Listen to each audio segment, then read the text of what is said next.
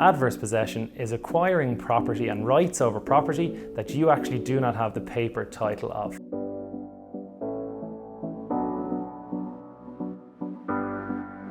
The biggest tip that I would give to a true landowner in order to combat a claim of adverse possession is a saying that we often use in here to clients of ours: use it or lose it. Physically attend your property intermittently. You don't need to be attending your property every week or anything even close to that, but you have to be conscious of the 12-year rule. So what I would suggest to clients, depending on the size of the land or depending where the land is located, it's always advisable to keep an eye on your land every couple of months. That's all it takes. Go down to the land and have a look and see if there's anybody who you're not aware of who's on your land.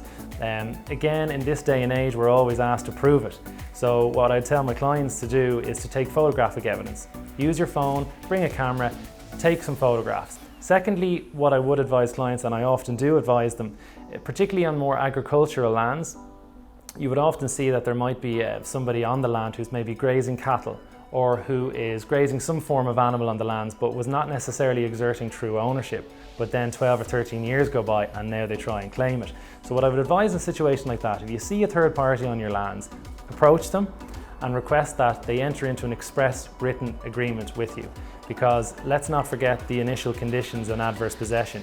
You have to occupy, if you're the squatter, you have to occupy the lands to the exclusion of the true landowner. If you enter into a written agreement with the squatter, let's say, then all of a sudden they've lost any rights because they're now acknowledging that you are the true owner. We've acted on a couple of situations where you don't have to be entering into large rents here. Like, we're talking about 1 or 2 page documents. We even had a case where a client of ours who was the true landowner entered into an agreement for 10p a year. That's all. It wasn't life-changing type monies, but that was enough to essentially quash any claim for adverse possession.